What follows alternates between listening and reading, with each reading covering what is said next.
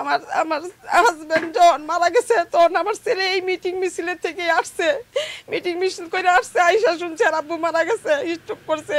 কিন্তু এটা বড় বড় সেন্টারেরাও জানে যে আমার ছেলে এইগুলি এই মিটিং মিছিলের থেকে আইসা কাপড়ও খোলে নাই, এই মিটিং মিছিল আইসা শুনে আর আব্বু মারা গেছে।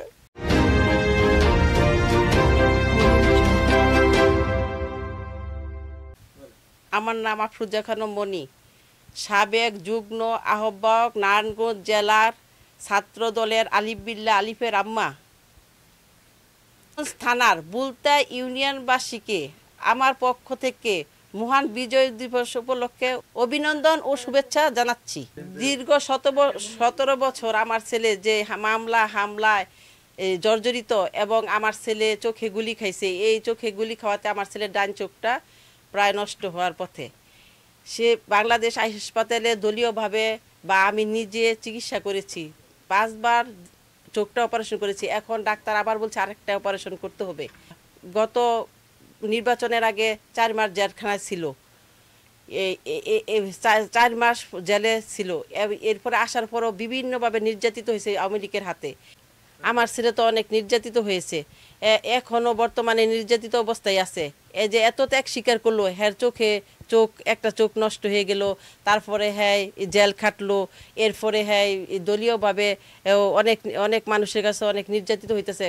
কারণ হ্যাঁ তেমন কোনো পদ না পাওয়ার কারণে মানুষ হ্যাঁ মূল্যায়ন করতেছে না। কিন্তু হ্যাঁ যে দলের জন্য এত ত্যাগ স্বীকার করছে, এই মূল্যায়নটা যাতে পায়। শুধু আমার ছেলে না, যেসব মার ছেলেরা এরকম ত্যাগ স্বীকার করছে, এরকম নির্যাতিত হয়েছে, প্রতিটা ঘরে ঘরে যাতে এরকম নির্যাতিত মায়েরা বা ছেলেরা নির্যাতিত হয়েছে, এরা যাতে মূল্যায়ন করে, আমাদের তারেক জিয়া যাতে এই সমস্ত দিক খেয়াল করে এবং এরা যাতে যোগ্য সম্মান পায়, মর্যাদা পায়, এটাই আমি চাই।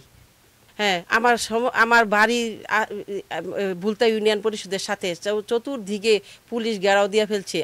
আমার হাজব্যান্ড নাই, আলিফ বিল্লার আব্বা নাই, কিন্তু আমার একটা মেয়ে একটা ছেলে আছে। ওইদের নিয়ে রাত্র আমি চুপ করে এক জায়গায় বৈশা সারা রাত্র কাটিয়েছি এবং আমার ছেলের কোথায় আছে আমি জানি না। অনেক কান্নাকাটি করেছি, পরে আমি জানতে পারছি যে আমার ছেলে নিরাপদ জায়গায় আছে।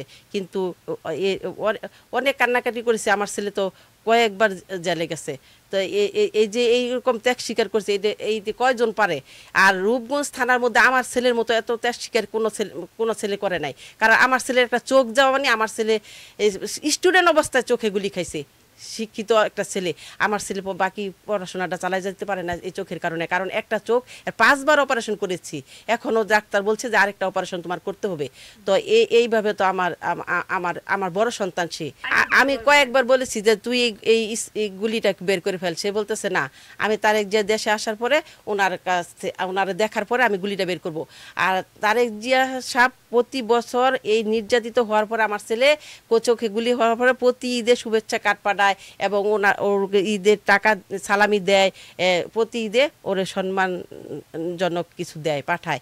এতে আমি খুব গর্ববোধ করি যে আমার ছেলের কিছু মূল্যায়ন করে উনি নিজেও জানে যে ওনার যখন আমি জাতীয় ইনস্টিটিউটে ভর্তি ছিলাম চক্ষু হাসপাতালে, তখন উনি ওর সাথে সরাসরি শ্রাবণ প্রেসিডেন্ট যে ছিল উনি এই সেন্টারের শ্রাবণের সাথে ওরে কথা বলাই দিছে।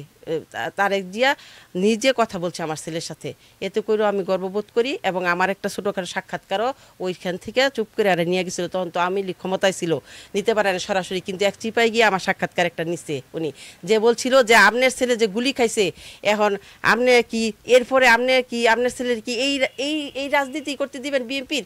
আমি কইছি হ্যাঁ, আমার ছেলে তো চোখের জন্য এই বিএনপি করতে গিয়ে আমার ছেলে চোখে গুলি খাইছে। এখন আমার ছেলে বাকি জীবন যতদিন আছে আমি সাপোর্ট করি, আমার ছেলে এই করব। আমি প্রথম দিক দিয়ে অনেক বাধা দিছি, কিন্তু এখন দেই না কেন?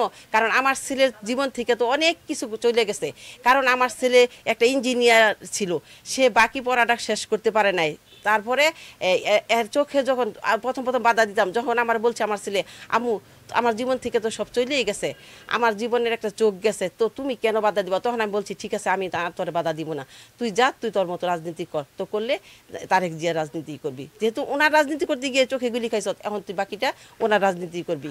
কারণ ওই আমার ছেলে আরেকটা আমার অনেক কষ্টের আছে, আমার আমার হাজবেন্ড যখন মারা গেছে তখন আমার ছেলে এই মিটিং মিছিলের থেকে আসছে, মিটিং মিছিল করে আসছে, আইসা শুনছে আর আব্বু মারা গেছে, স্ট্রোক করছে।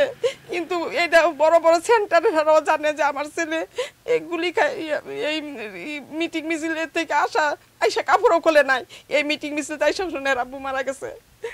এইটা একটু কষ্ট। আর আমার ছেলে যে চোখে গুলি খাইছে, আমি আমার মেয়ে সারাদিন রাত্র এই চোখের পানিতে বুক বসাইছি, এই মেয়েরে নিয়ে নিয়ে হাসপাতালে দৌড়াদৌড়ি করছি। গত 15-20 দিন 1 মাস যাবত এই ঢাকা শহর বইরা রয়েছে। আমার ছোট ছেলেরে মানুষের কাছে ফালাই তুই গেছি, তখন আমার ছেলে মাত্র 8-এ পড়ে। তখন আমি এই ছেলের মানুষের কাছে ফালাইছি, আমি আমার ছেলের বড় ছেলের এই হাসপাতালে দৌড়াদৌড়ি করছি সারাদিন, 24 ঘন্টার ভাব ছিল না। আমি অনেক ত্যাগ স্বীকার করছি আমার ছেলের জন্য।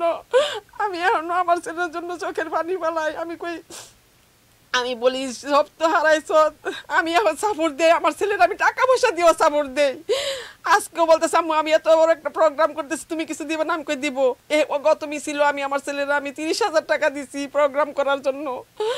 আমি আমার ছেলের ফুল সাপোর্ট দেই। আমার মেয়ে বলে আম্মু তুমি কেন এইসব করো, আমি ভাইয়ের জীবনটা এরকম করতেছে। আমি কই না, হ্যাঁ যখন সব শেষ হয়েছে আর বাকিটুকু আমি আর আটকামু না। তারপরও আমাদের যে প্রধানমন্ত্রী বেগম খালেদা জিয়া, উনি তো কত ত্যাগ স্বীকার করছে। উনি ওনার ছেলের মৃত্যু অবস্থায় দেখতেও পারে নাই। তারপরে তারেক রহমান ওনার ভাইয়ের জানাজাটাও পর্যন্ত পড়তে পারে নাই গিয়া, উনি কত ত্যাগ স্বীকার করছে। যখন আমার ত্যাগের কথা মনে হয় তখন বলি এরা তো আমার থেকে অনেক বেশি ত্যাগ স্বীকার করছে। তো আমার এই ত্যাগ স্বীকারটা তো সামান্য ত্যাগ। এই যে আমার ছেলে দীর্ঘ 4 মাস জেল খাটছে, চোখে গুলি খাইছে, এত কিছু নির্যাতিত হইলো। এরপরে যদি আমার ছেলে এই নারায়ণগঞ্জ, রূপগঞ্জ থানা, নারায়ণগঞ্জ জেলার